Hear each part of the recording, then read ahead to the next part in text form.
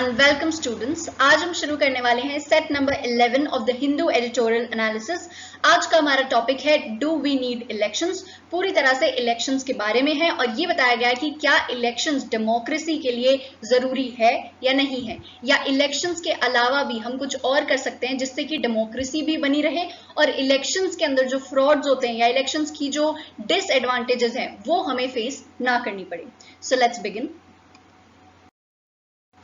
अब टॉपिक से हमें समझ आता है इलेक्शंस के बारे में बात हो रही है।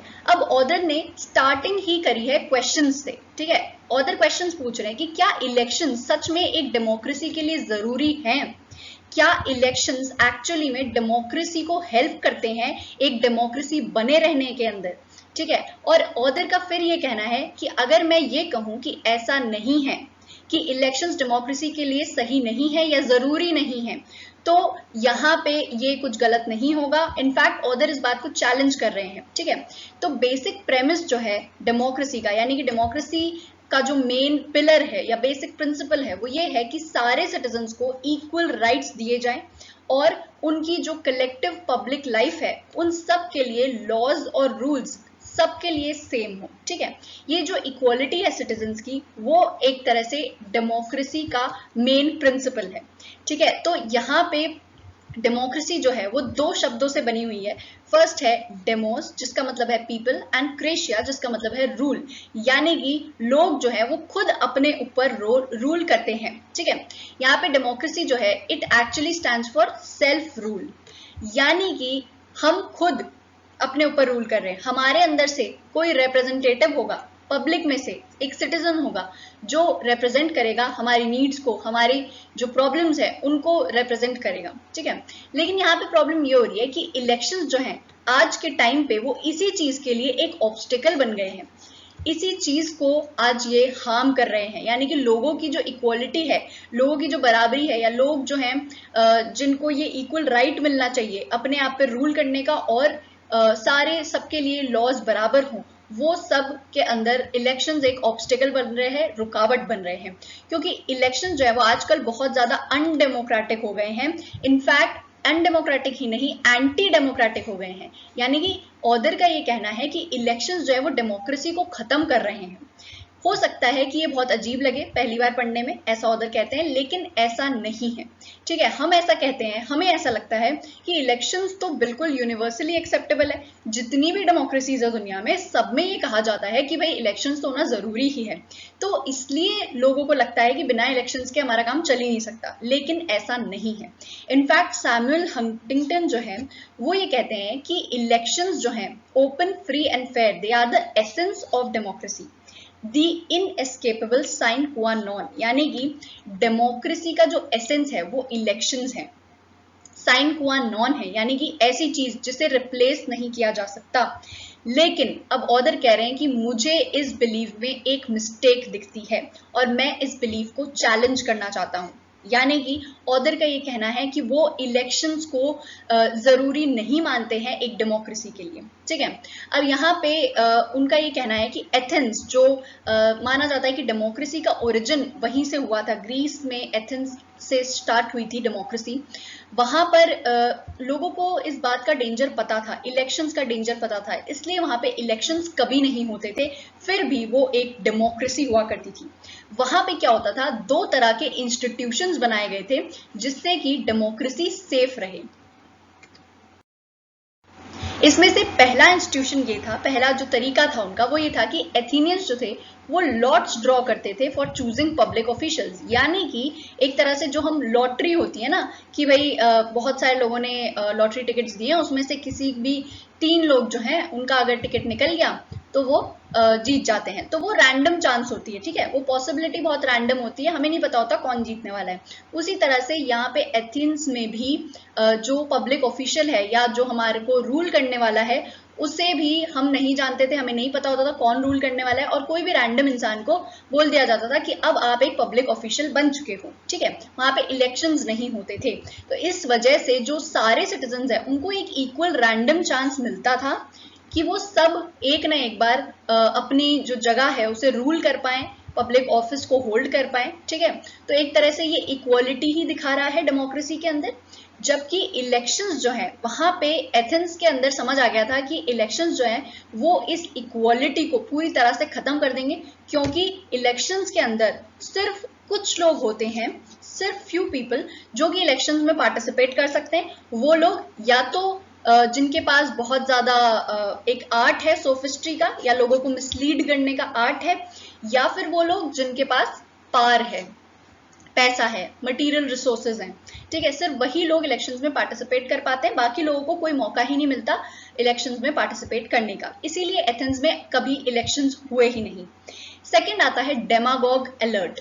डेमागोग्स वो लोग हैं जो कि कुछ ज्यादा ही इन्फ्लुएंशियल हो जाते हैं डेमोक्रेसीज में, और उसके बाद क्योंकि वो इतने ज्यादा इन्फ्लुएंशियल हो गए हैं तो लोगों को नहीं लगता कि उन्हें हटा देना चाहिए। ठीक है, जैसे कि चाइना में हुआ। चाइना के अंदर जो हमारे शी जिनपिंग है वो काफी टाइम से वहां पे रह रहे हैं और लोगों को इस बात से कोई प्रॉब्लम नहीं है। ठीक है, जिसे प्रॉब्लम होती है उसे भी लॉ के अंडर जो है उसे रोक दिया जाता है कि आप हमारी गवर्नमेंट के अगेंस्ट कुछ नहीं बोल सकते। अब वो जो लीडर है वो इतना ज्यादा इन्फ्लुएंशियल हो गया है कि अब कोई उसे हटा ही नहीं सकता। तो ये होते हैं डेमागोग्स। तो एथेंस में इस तरह के डेमागोग्स को हटाने के लिए, या फिर इस तरह के डेमागोग्स से अपनी डेमोक्रेसी को बचाने के लिए वहां पे एक ये रूल था कि अगर कोई ऐसा इंसान वहां पे मिल जाया करता था जो बहुत ज्यादा इन्फ्लुएंशियल है, जो कि लोगों को बहुत ज्यादा मैनिपुलेट कर सकता है, ठीक है, तो उसे सिटी से वोट आउट कर दिया जाता था फॉर एटलीस्ट 10 ईयर्स। कम से कम 10 सालों के लिए उसे उस सिटी से बाहर कर देते थे कि नहीं, हम आपको इलेक्शन में पार्टिसिपेट नहीं करने देंगे। ठीक है, जिसकी वजह से ये जो डेमागोग्स हैं ये इस डेमोक्रेसी को खत्म नहीं कर पाए। ठीक है, तो इसी मॉडल से फिर डेमोक्रेसी धीरे धीरे बनने लगी, लेकिन ये पूरी तरह से ऑपोजिट हो गई। पहले क्या था? रूल ऑफ पीपल, यानी कि कोई भी रैंडम इंसान रूल कर सकता था, लेकिन अब जो डेमोक्रेसी है वो बन गई है रूल ऑफ अ फ्यू। वो फ्यू लोग जिनके पास मटेरियल रिसोर्सेज है या फिर उनके पास आर्ट ऑफ सोफिस्ट्री है। ठीक है, तो मॉडर्न इलेक्शन जो है उसके अंदर मेनली इलेक्शंस में वेल्दी या प्रोमिनेंट लोग जो है सिर्फ वही पार्टिसिपेट कर सकते हैं, जिसकी वजह से आज के टाइम पे डेमोक्रेसी जो है वो कन्वर्ट हो गई है प्लूटोक्रेसी में। प्लूटोक्रेसी एक ऐसी गवर्नमेंट हुआ करती थी एंशिएंट टाइम्स में जबकि सिर्फ वेल्दी लोग या जिनके पास बहुत पैसा या प्रॉपर्टी होता था वही पार्टिसिपेट कर सकते थे इलेक्शंस में, वही लोगों को रूल कर सकते थे। तो यहाँ पर अभी के टाइम पे भी जो डेमोक्रेसी है उसमें जो लोग इलेक्शंस में पार्टिसिपेट कर रहे हैं उनके पास मटेरियल रिसोर्सेज बहुत ज्यादा होते हैं, पैसा बहुत ज्यादा होता है, पावर बहुत ज्यादा होता है पहले से ही, इसीलिए वो इलेक्शंस में पार्टिसिपेट कर पाते हैं, अपने कैंपेन्स कर पाते हैं। ठीक है, तो यहाँ पे एक तरह से ये प्लूटोक्रेसी बन गई है। थियोरिटिकली अभी भी हर इंसान फ्री है कि आप ज्वाइन कर सकते हो पॉलिटिक्स, आप इलेक्शन में पार्टिसिपेट कर सकते हो, लेकिन प्रैक्टिस में जब हम देखते हैं, जब हम रियलिटी में देखते हैं तो हम देखते हैं कि बहुत कम लोग ऐसे हैं जो कि इस तरह से इलेक्शन में पार्टिसिपेट कर पाते हैं जब उनके पास कोई रिसोर्सेज ना हो। ठीक है, तो यहाँ पे काउंटर आर्ग्यूमेंट हमें एक मिलता है, वो ये कहा जाता है कि भाई इलेक्शंस जो हैं वो बहुत कन्वीनियंट है, क्योंकि अभी के टाइम पे हमारी जो पॉपुलेशन है उसके हिसाब से, हमारी जो पॉपुलेशन है वो काफी लार्ज है, तो उसके लिए ये एक बेस्ट सोल्यूशन है कि आप इलेक्शंस करवा लो और लोग वोट दे देंगे, क्योंकि हम रैंडमली तो चूज कर नहीं सकते इतने सारे लोगों में से। ठीक है, तो यहाँ पे क्या अब ऑथर का ये कहना है कि क्या ह्यूमन इमेजिनेशन जो है उससे हम इस तरह का सिस्टम नहीं बना सकते जो कि इलेक्शन से अलग हो थोड़ा सा और जो डेमोक्रेसी को भी सेफ रखे। अब यहाँ पे ऑथर जो है वो खुद बता रहे हैं कि ऐसे कई सारे सॉल्यूशंस हैं, कई सारे ऑल्टरनेटिव्स हैं जो कि हम इलेक्शंस के रिप्लेसमेंट में ला सकते हैं, जो डेमोक्रेसी को बहुत ज़्यादा अप्रूव करते हैं, उसे सेफ रखते हैं। ठीक है, तो और ये कहा गया है कि उन सारे मेथड्स को आज तक या तो ट्राई नहीं किया गया है या फिर उन्हें एक फेयर चांस नहीं दी गई है। सबसे पहली शुरुआत वो कहते हैं कि हम जो है पॉलिटिकल ऑर्गेनाइजेशन जो हमारी होती है उसे हमें और छोटे छोटे यूनिट्स में बांट देना चाहिए।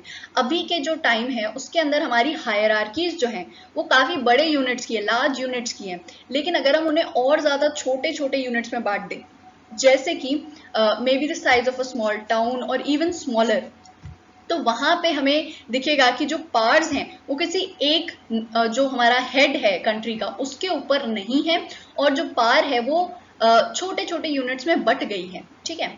तो ये जो स्मॉल यूनिट्स है वो नॉन हायरार्किकली कनेक्टेड होने चाहिए, यानी कि जो स्टेट है उसका इन छोटे छोटे यूनिट्स पर कोई पार नहीं होना चाहिए, यानी कि इन छोटे यूनिट्स पे जो भी रूल कर रहा है, जो भी पब्लिक ऑफिशियल है, वो इंडिपेंडेंट होना चाहिए, ठीक है।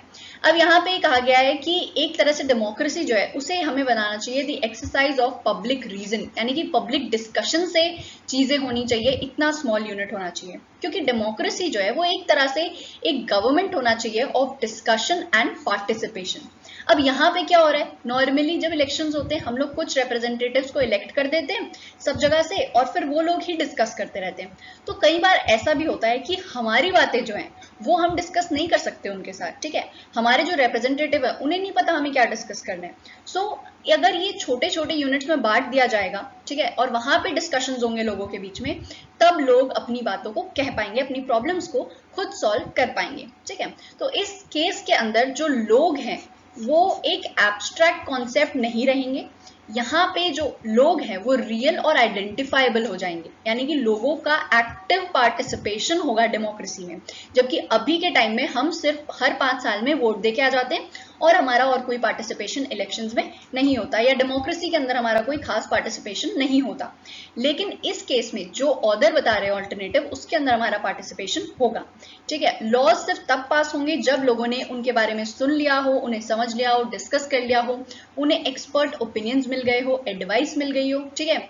और इम्प्लीमेंटेशन जो है उस लॉ का वो भी पब्लिक ट्रस्टीज के द्वारा किया जाना चाहिए, ताकि जो पब्लिक ट्रस्टीज है, ऑब्वियस सी बात है कि अगर कोई रोड बनाना है उसके लिए आपको पैसा मिला है, अगर आप ऑफिशियल्स को दोगे तो हो सकता है कि वो करप्ट निकल जाए, लेकिन अगर आप पब्लिक ट्रस्टीज को दे रहे हो, आप खुद पब्लिक को ही पैसा दे रहे हो, तो ऑब्वियस सी बात है पब्लिक चाहेगी ना वहां पे रोड बने, तो वो पैसा नहीं खाएगी, वो वहां पे इम्प्लीमेंटेशन हो, इस बात का पूरी तरह से ध्यान रखा जाएगा, ठीक है।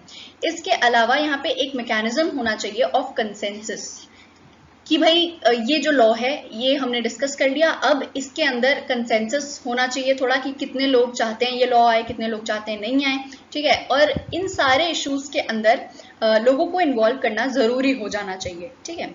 लेकिन यहाँ पे प्रॉब्लम ये है कि डेमोक्रेसी जो है वो फिर बहुत ज्यादा मेसी हो जाएगी, क्योंकि बहुत ज्यादा स्मॉल स्मॉल यूनिट्स हैं और बहुत सारे लॉज बनाने होते हैं हमें। तो ऑथर का ये कहना है कि डेमोक्रेसी, हमेशा से ही कहा जाता है डेमोक्रेसी एक बहुत ही मेसी अफेयर है, तो उसे राइट तरीके से मेसी होना चाहिए। यानी कि अभी जो वो मेसी है वो इसलिए है क्योंकि इलेक्शंस जो है वो हमारी इक्वालिटी को छीन रहे हैं। एक तरह से कुछ ही लोग हैं जो इलेक्शंस में पार्टिसिपेट कर सकते हैं, लेकिन अगर वो इस तरह से मेसी होगी कि हम उसे स्मॉल स्मॉल यूनिट्स में बांट दें, तो वो मेसी होगी इन द राइट वे, ठीक है। अब यहाँ बात की जा रही है आउटसोर्स सिटीजनशिप की, यानी कि हमने अपनी सिटीजनशिप को ट्रांसफर कर दिया है किसी और को, हमने अपनी रिस्पॉन्सिबिलिटीज को, जिम्मेदारियों को किसी और को ट्रांसफर कर दिया है, ठीक है। करंट सिस्टम के अंदर लोग जो है वो एक्सपीरियंस नहीं कर पाते democracy in their everyday lives.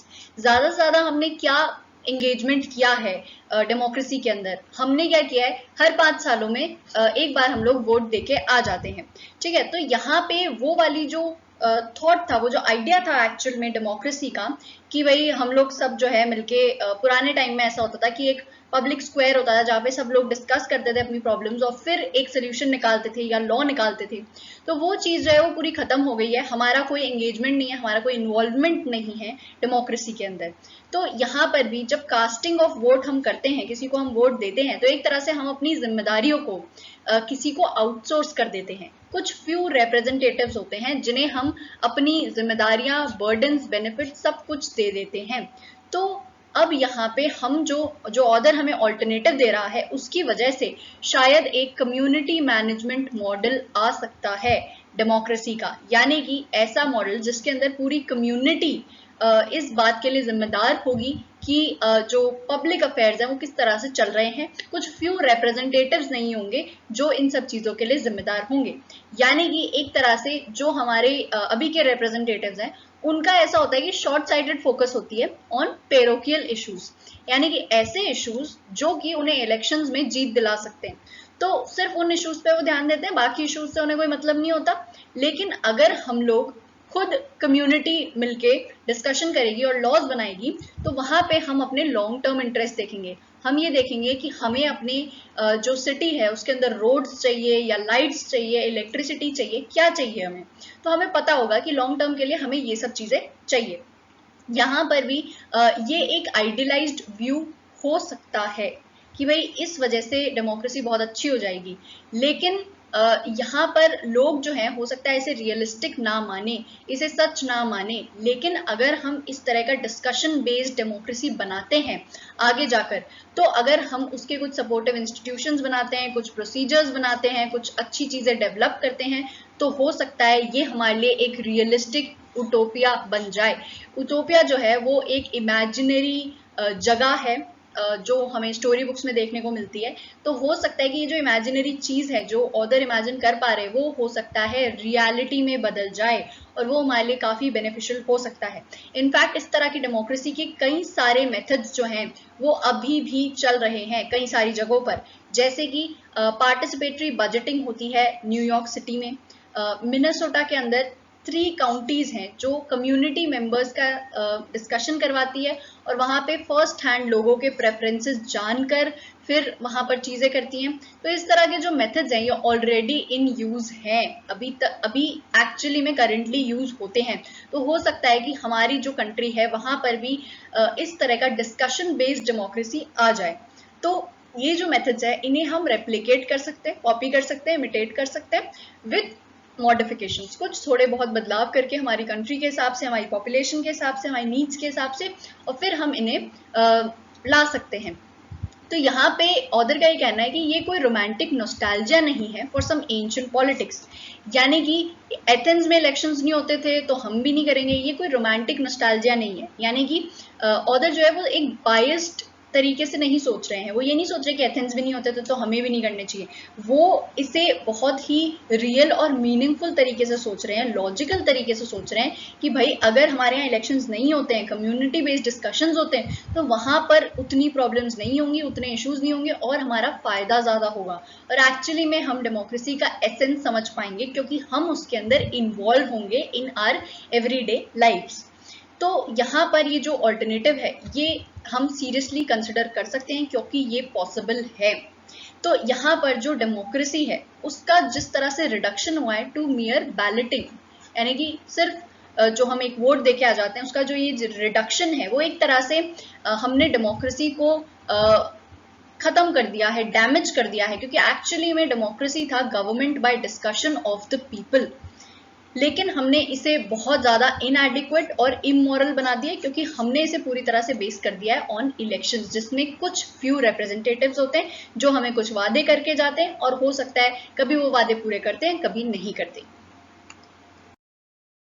अब यहाँ पे कहा जा रहा है कि एक वायबल चेंज हो सकता है, यानी कि ऐसा चेंज जो पॉसिबल है। तो यहाँ पे जितने भी लोग हैं जो इसे पढ़ रहे हैं, ऑथर का ये मानना है कि अगर आपको लगता है कि एक फैक्चुअस एक्सरसाइज है, यानी कि इलेक्शंस को हटाने की कोशिश करना गलत है या फिक्टिशियस है, सच में नहीं हो सकता, तो ये गलत होगा। क्योंकि आज से कुछ टाइम पहले तक जो यूएस के अंदर ये माना जाता था कि पुलिस को डीफंड नहीं किया जा सकता, लेकिन अब क्योंकि आप जानते हैं कितने सारे कैंपेन्स हो रहे हैं, ब्लैक लाइव्स मैटर हो रहा है, ये कहा जा रहा है कि पुलिस को बहुत ज्यादा पावर मिल रही है, तो उसके लिए अब ये एक मेन स्ट्रीम आइडिया चल रहा है अमेरिकन पॉलिटिक्स में और ये कहा जा रहा है कि शायद बहुत जल्दी पुलिस को डीफंड कर दिया जाएगा या उनके फंड्स को कम कर दिया जाएगा ताकि पुलिस के पास इतनी पावर ना रहे कि वो नॉर्मल सिटीजन्स को इस तरह से उनके साथ बुरी तरह से बर्ताव करें।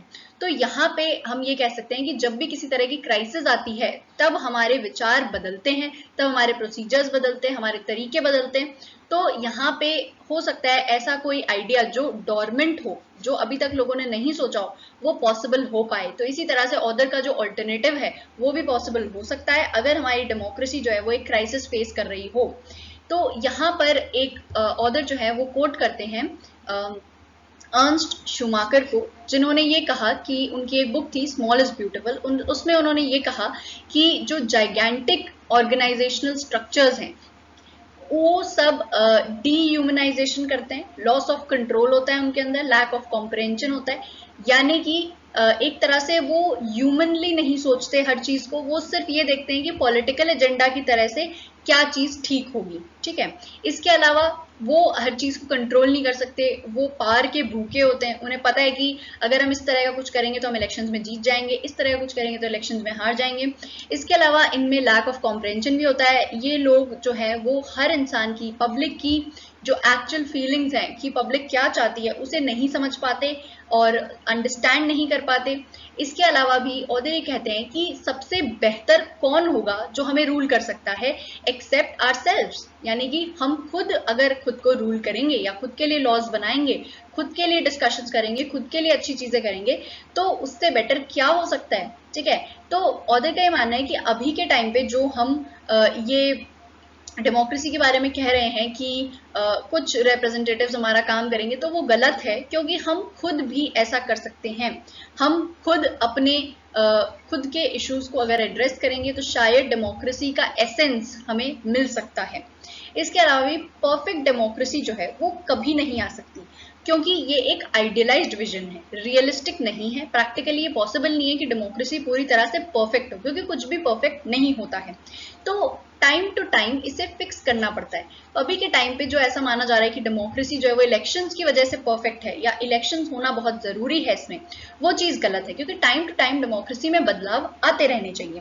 तभी तो डेमोक्रेसी जो है उसे डेरिडा ने कहा है, डेरिडा को कोट किया है यहाँ पे ऑदर ने, उन्होंने ये कहा है कि democracy is something that remains to come, never fully present, always deferred. यानी कि कुछ ना कुछ डेमोक्रेसी में ऐसा रहता है जो और चेंज हो सकता है, जिसमें बदलाव हो सकता है।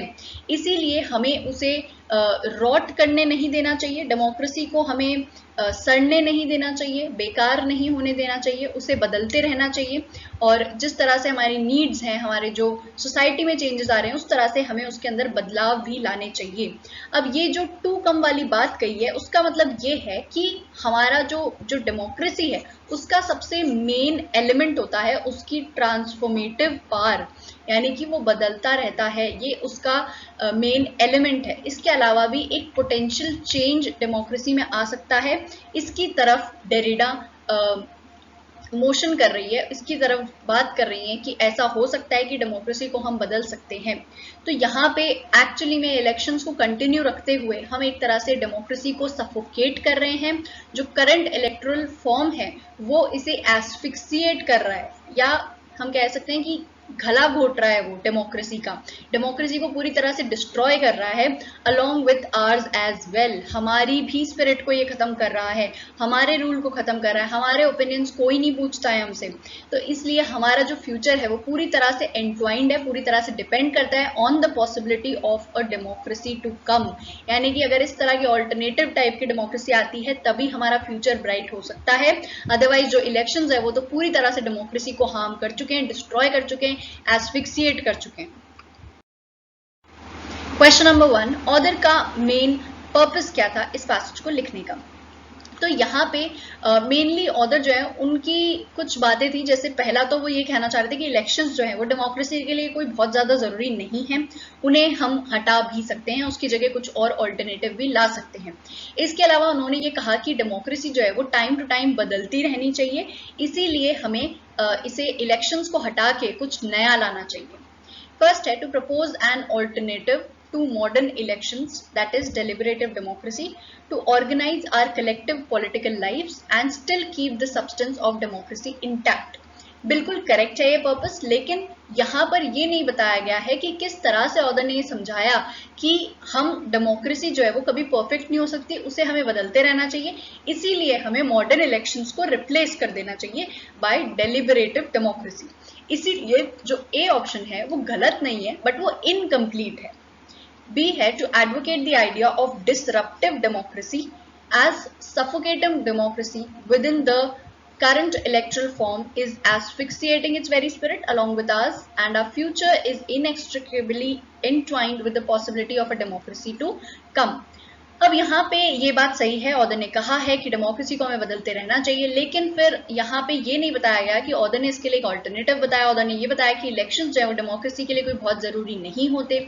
सो ये भी थोड़ा इनकम्प्लीट ऑप्शन है।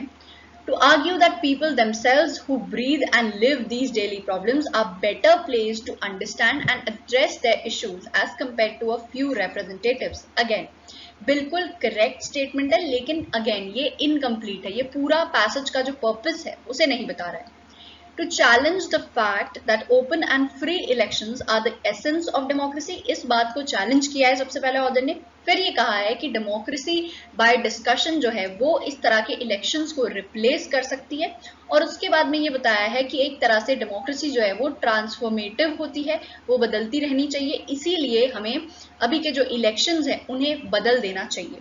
सो यहाँ पे हमारा जो डी ऑप्शन है वही करेक्ट होना चाहिए. क्वेश्चन नंबर 2, ऑथर जो है वो ये कहते हैं कि एथेंस को हमेशा से पता था कि इलेक्शन जो है उनसे हमारी डेमोक्रेसी को डेंजर है, इसलिए उन्होंने क्या किया था ऐसा जिससे कि डेमोक्रेसी उनकी सेफ रहे. तो इसके बारे में ऑथर ने मेनली ये बताया है कि एथेंस जो है वहाँ पे इलेक्शंस होते ही नहीं थे, वहाँ पे रैंडमली किसी पब्लिक में से किसी सिटीजन को चूज कर लिया जाता था बाय लॉटरी कि ये इंसान अब हमें रूल करेगा. तो पहली चीज तो ये होती थी. दूसरी चीज, अगर कोई बहुत ज्यादा इन्फ्लुएंशियल हो जाता था तो उसे 10 साल के लिए सिटी से वोट आउट कर दिया जाता था, यानी कि अब वो हमारा रूलर नहीं बन सकता, ताकि उसकी इन्फ्लुएंस की वजह से डेमोक्रेसी जो है वो खत्म ना हो जाए. सो ऑप्शंस देखते हैं. ए है Athens banned anyone from the city who could become too powerful और influential in the public sphere. Athenians know the potential of such people to manipulate the masses by the influence thereby eviscerating democracy from within. बिल्कुल correct है ये, लेकिन यहाँ पे दूसरी चीज नहीं लिखी गई. दूसरी चीज ये है कि एथेंस में इलेक्शंस होते ही नहीं थे, सो वो बात यहाँ नहीं है. Athens drew lots for choosing public officials, which gave all citizens an equal random chance to assume charge of public office, as elections allow a few people with the art of sophistry and means to assume power. And potential demagogues were voted out of the city for at least 10 years. तो यहाँ पे दोनों ही बातें लिखी गई है कि डेमागॉग्स को कैसे हटाया जाता था, और दूसरी बात यहाँ पे इलेक्शंस होते ही नहीं थे, इसलिए यहाँ पे बी ऑप्शन करेक्ट होना चाहिए. फिर भी सी देख लेते हैं. Athens developed two robust institutions to keep democracy safe. This kept out potential demagogues who were too influential. Again, यहाँ पे भी demagogues के बारे में बात हो रही है, लेकिन यहाँ ये नहीं बताया जा रहा है कि elections नहीं होते थे कभी. In Athens, elections were a charade that mostly facilitated the election of a few wealthy or prominent people, replacing democracy with plutocracy. ये स्टेटमेंट ही इनकरेक्ट है. एथेंस में ऐसा कुछ भी नहीं होता था प्रेजेंट टाइम्स में, लेकिन ऐसा हो रहा है. सो यहाँ पे बी ऑप्शन करेक्ट होना चाहिए. क्वेश्चन नंबर 3, यहाँ पे पैसेज के अंदर जो बातें दी गई है उसके हिसाब से प्लूटोक्रेसी किस तरह की होनी चाहिए थी. तो मैंने आपको पहले ही बताया था, प्लूटोक्रेसी जो है वो मेनली इस तरह की सिचुएशन है जिसके अंदर इलेक्शंस में या फिर जो गवर्नमेंट बना रहे हैं लोग, वो सारे जनरली या तो वेल्दी होंगे या जिनके पास रिसोर्सेज होंगे, या फिर जो लोग दूसरे लोगों को मैनिपुलेट कर सकते हैं वही ऑफिशियल्स बन सकते हैं या वही हमें रूल कर सकते हैं. A है unlike anarchy, it is a system that rejects all involuntary and coercive forms of hierarchy and calls for an abolition of the state. ये स्टेटमेंट बिल्कुल इनकरेक्ट है. पहली चीज, एनार्की जो है वो खुद ही ऐसा होता है जिसके अंदर हायरार्की ही खत्म कर दी जाती है, और ये कहा जाता है कि हमें गवर्नमेंट ही नहीं चाहिए. ठीक है, तो यहाँ पे प्लूटोक्रेसी का मतलब ये नहीं होता है. बी देखते हैं. Unlike democracy and anarchy, it is a society structured upon ideas of common ownership of means of production and absence of social classes. ये चीज जो है कॉमन ओनरशिप, ये होता है कम्युनिज्म के अंदर. जो कम्युनिस्ट कंट्रीज है उसके अंदर कॉमन ओनरशिप होता है या पब्लिक ओनरशिप होता है प्रोडक्शन का, और सोशल क्लासेस नहीं होती. तो ये भी गलत हो गया. Unlike democracy, communism or anarchism, it is a society which is ruled and controlled by few people of great influence or material resources. ये बात जो है ये बिल्कुल करेक्ट है. और डेमोक्रेसी भी नहीं है ये, कम्युनिज्म भी नहीं है और एनार्किज्म भी नहीं है. प्लूटोक्रेसी जो है उसके अंदर कुछ लोग हैं जो कि रूल करते हैं, जिनके पास बहुत ज्यादा वेल्थ है या फिर रिसोर्सेज हैं. D है unlike democracy, communism or anarchism, it is a system in which businesses are owned and run by individuals for profit by individuals and not by the state. ये जो सिस्टम है जहाँ पे बिजनेसेस लोग खुद own करते हैं, ये होता है कैपिटलिज्म. तो ये भी प्लूटोक्रेसी नहीं हो सकता, इसलिए सी ऑप्शन करेक्ट होगा.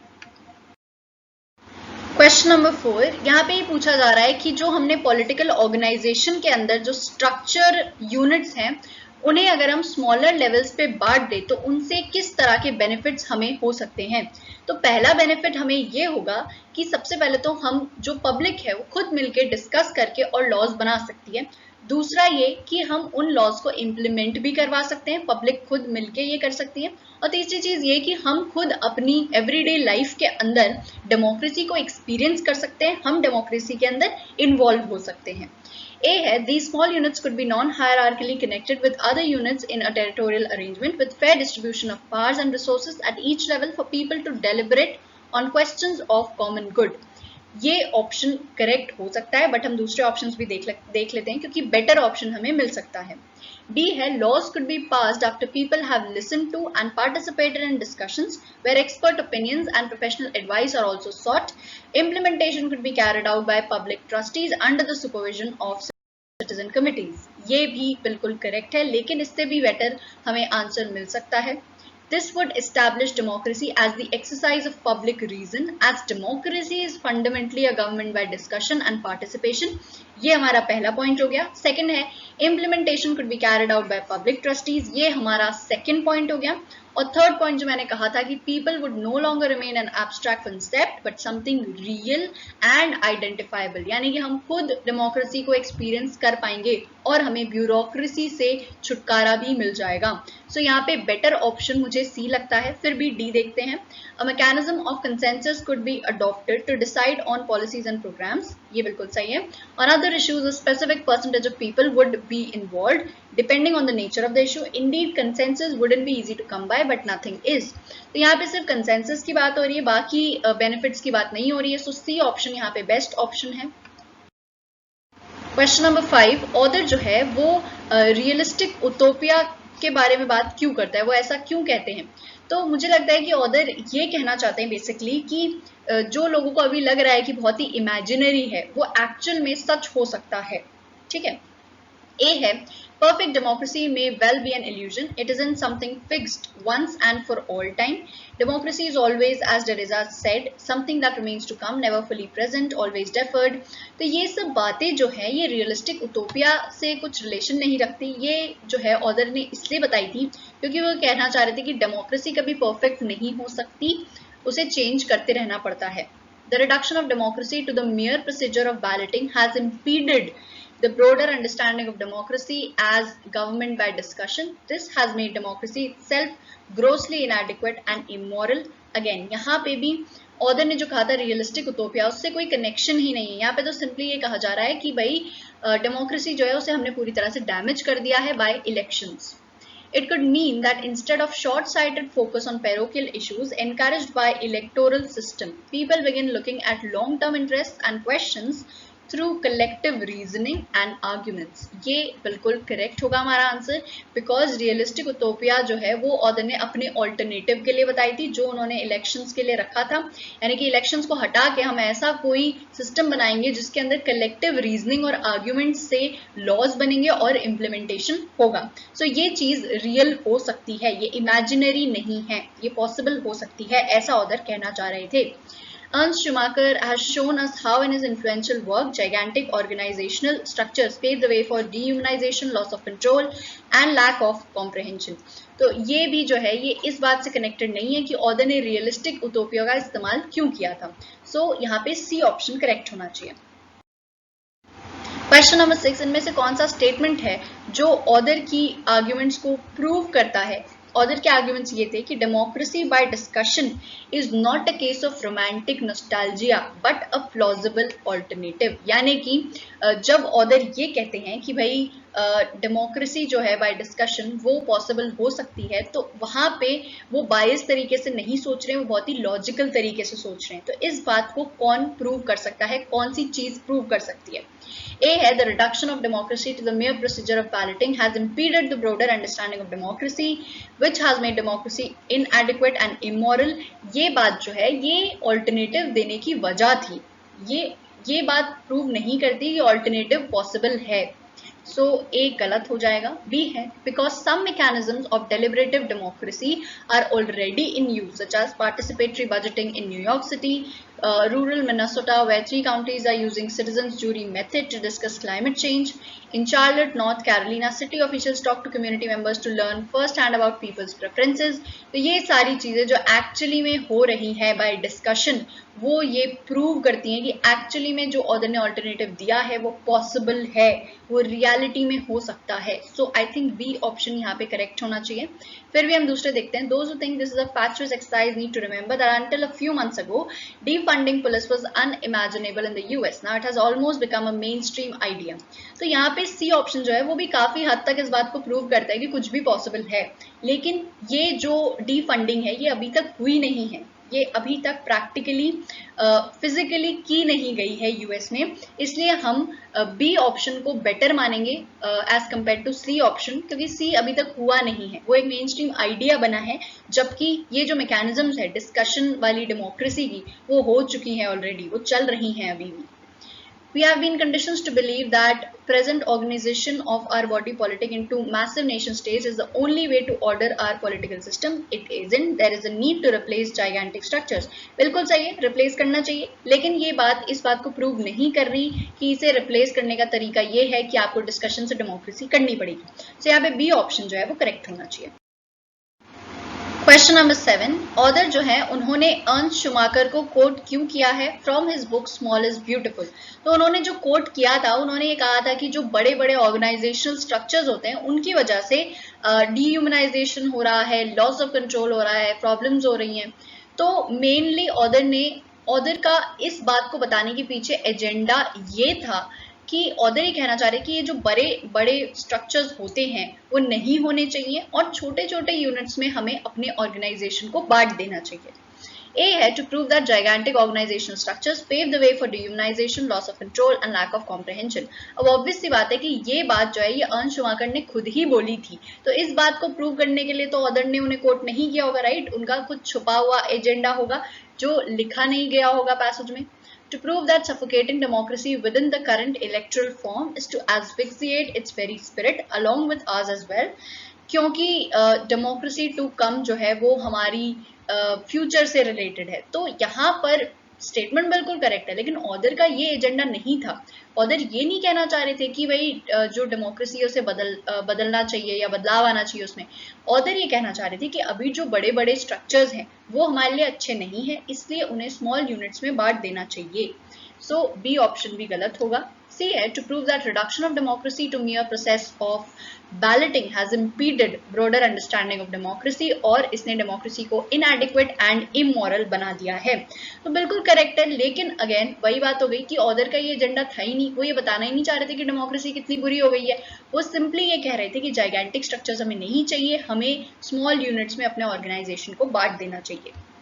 To prove that we have been conditioned to believe that present organization of a body politic into massive nation states is the only way to order our political system when it isn't. There is a need to replace gigantic structures with small units controlled and understood by people. ये बात जो है बिल्कुल सही है. और यही बोलना चाह रहे थे कि उनका जो अल्टरनेटिव है वो बिल्कुल सही है कि आपको ऑर्गेनाइजेशन जो है पॉलिटिक्स के अंदर उसे स्मॉल यूनिट्स में बांट देना चाहिए. सो डी ऑप्शन यहाँ पे करेक्ट होगा. Question number 8. इनमें से सबसे बेहतर तरीके से पैसेज का ऑर्गेनाइजेशन कौन बता रहा है. तो सबसे पहली बात तो हमारा जो पैसेज है उसके अंदर शुरुआत में हमें ये बताया गया कि डेमोक्रेसी क्या होती है, डेमोक्रेसी में क्या इलेक्शंस जो हैं वो उतने इम्पोर्टेंट होते हैं जितना उन्हें बताया जाता है. उसके बाद ये बताया गया कि किस तरह से इलेक्शंस जो हैं उसने डेमोक्रेसी को ख़त्म कर दिया है पूरी तरह से, और उसके बाद ये बताया गया कि किस तरह से हम इसके लिए एक नया ऑल्टरनेटिव ढूंढ सकते हैं, किस तरह से हम इसे ठीक कर सकते हैं.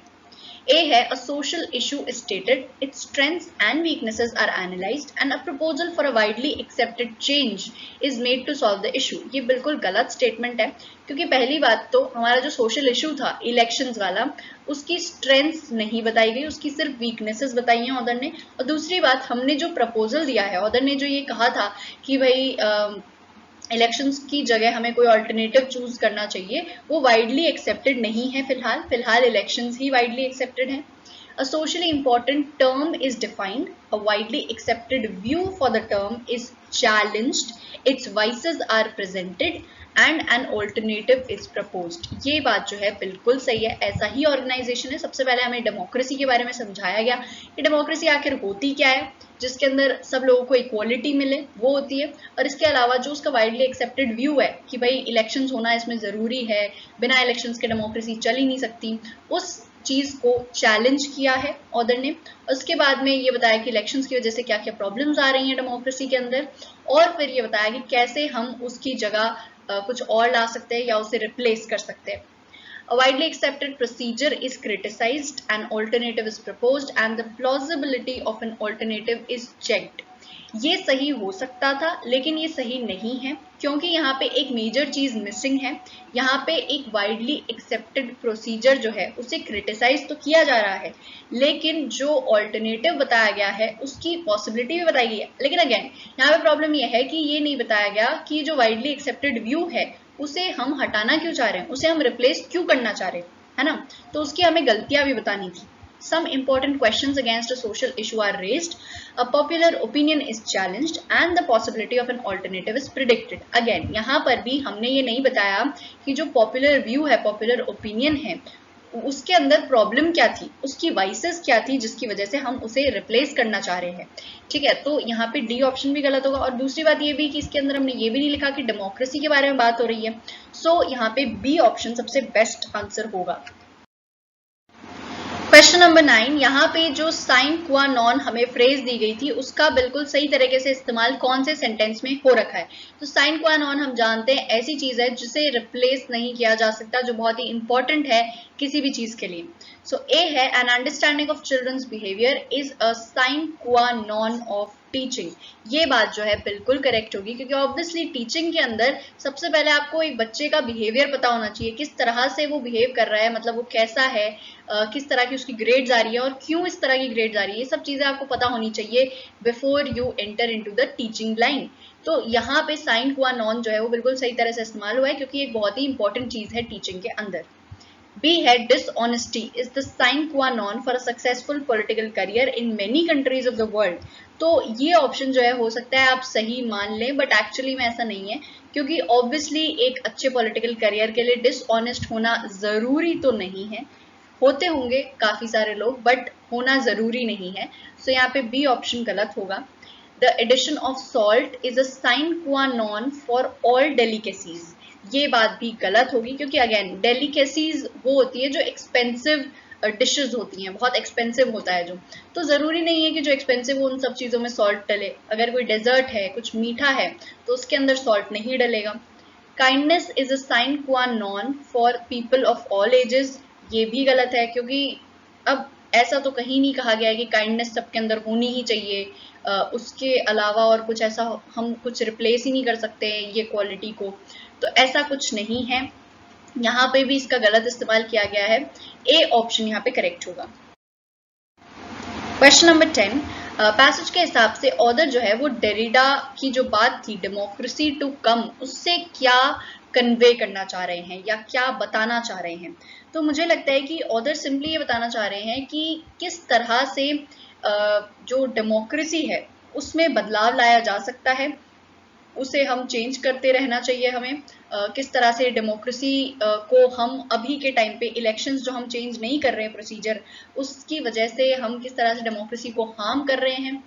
ए है, perfect democracy may well be an illusion, it isn't something fixed once and for all time, democracy is always something that remains to come, never fully present, always deferred। Again ये डेरिडा की खुद की ही बात है। सो यहाँ पे Derrida जो है उनकी बात को बोल के ऑथर कन्वे क्या करना चाह रहे हो, ऑथर ने क्यों बताया है ये हमें बताना है, इसका रीजन बताना है, हमें उनकी बातों को कोट नहीं करना है। To come underscores the transformative and disruptive potential at the heart of democracy, it is a signal towards the potential for change from without। ये स्टेटमेंट ही गलत है, क्योंकि हमें चेंज करना है फ्रॉम विद इन। ठीक है, डेमोक्रेसी के अंदर से ही हमें कोई चेंज लाना है, बाहर से नहीं लाना है। We never know when crises might occur, and when they do, ideas lying dormant get a chance to be pushed through। तो ये बात भी गलत है, हम इस बात को प्रूव नहीं करना चाह रहे हैं इससे। We can't afford to suffocate democracy within the current electoral form, as it would asphyxiate its very spirit along with ours, as our future is inextricably entwined with the possibility of a democracy to come. ये बात जो है बिल्कुल सही है। Author यही कहना चाह रहे थे कि हमें डेमोक्रेसी को सफोकेट नहीं करना चाहिए, उसके अंदर बदलाव लाते रहने चाहिए, और ये जो करंट इलेक्टोरल फॉर्म है ये डेमोक्रेसी को बहुत ज्यादा हार्म कर रहा है। सो यहाँ पे डी ऑप्शन करेक्ट होना चाहिए। We have now reached the end of the session. Please like, share, comment and subscribe to let us know what you think about the video. Jai Hind.